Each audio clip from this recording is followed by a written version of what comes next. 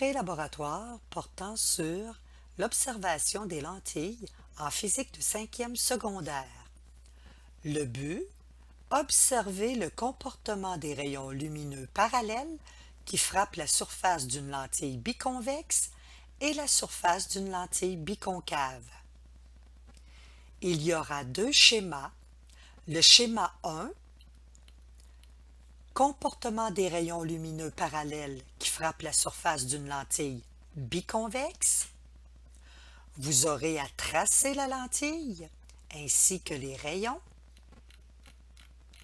Même chose pour le schéma 2, mais avec la lentille biconcave. Vous aurez à tracer celle-ci ainsi que les rayons lumineux.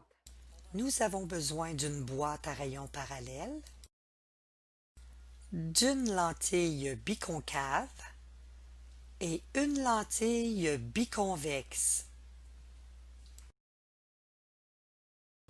Commençons par tracer la lentille biconvexe avec un crayon. On trace le contour sur la feuille blanche ou dans votre cahier de laboratoire. Sur l'autre côté de la feuille, nous allons tracer la lentille biconcave.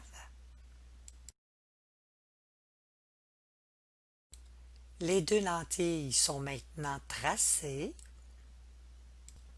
À l'aide d'une règle, nous allons trouver le centre de chacune des lentilles. On trace deux droites qui se croiseront en leur centre. On obtient ainsi le centre optique de la lentille. On procède de la même manière pour la lentille biconcave.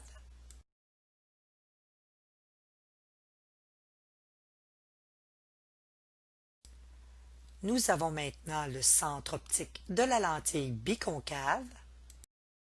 Nous traçons maintenant l'axe principal. Celui-ci est un axe imaginaire qui passe par le centre optique de la lentille.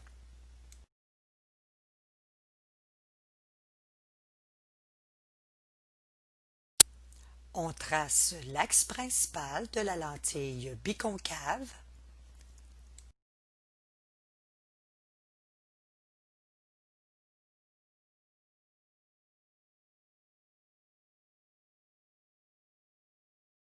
On ajuste la boîte à rayons parallèles. Celle-ci possède une plaque de plastique. On retrouve un côté avec 5 fentes, un autre avec 3, un autre avec une fente. Pour l'ajuster, on utilise le côté à 5 fentes. On peut voir que les rayons lumineux divergent, ils ne sont pas parallèles. Afin que les rayons lumineux deviennent parallèles, on déplace la partie supérieure de la source à rayons parallèles. On peut voir maintenant que les rayons sont parallèles.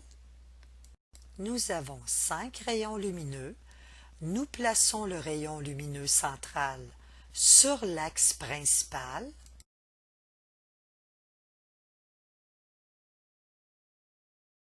On positionne la lentille biconvexe à l'endroit où nous avions tracé celle-ci. On peut observer que les rayons lumineux qui traversent la lentille se rencontrent en un point. Ce point correspond à un des foyers de la lentille. On peut soulever la feuille afin de bien observer les rayons lumineux qui sont réfractés. Traçons à l'aide du crayon l'endroit où le rayon lumineux sort de la lentille. On remarque que les rayons réfractés convergent. Marquons aussi l'endroit des rayons lumineux incidents. Traçons les rayons lumineux incidents à l'aide de la règle.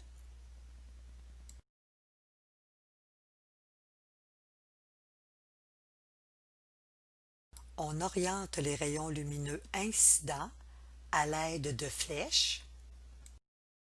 On trace maintenant les rayons réfractés en reliant le point de sortie du rayon lumineux avec le point de rencontre des rayons lumineux, on oriente le rayon réfracté à l'aide d'une flèche. On remarque que le rayon lumineux central qui est sur l'axe principal n'est pas dévié. On identifie le foyer. On place maintenant la lentille biconcave devant la source à rayons parallèles. Les 5 rayons sont dirigés vers la lentille. Celui du centre passe par l'axe principal de la lentille. On marque les rayons incidents. On peut voir que les rayons qui sont réfractés divergent, s'éloignent. On marque ceux-ci à l'aide du crayon.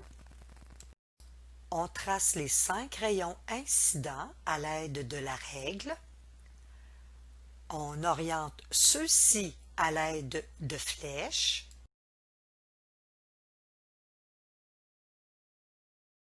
On trace maintenant les rayons réfractés. On oriente ceux-ci. On peut remarquer que le rayon incident qui est sur l'axe principal et qui passe par le centre optique de la lentille n'est pas dévié. On peut observer aussi que les rayons réfractés divergent. On trace maintenant le prolongement des rayons réfractés. On peut observer qu'ils se rencontrent en un point devant la lentille biconcave. Ce point va correspondre à un des foyers de la lentille. On identifie le foyer.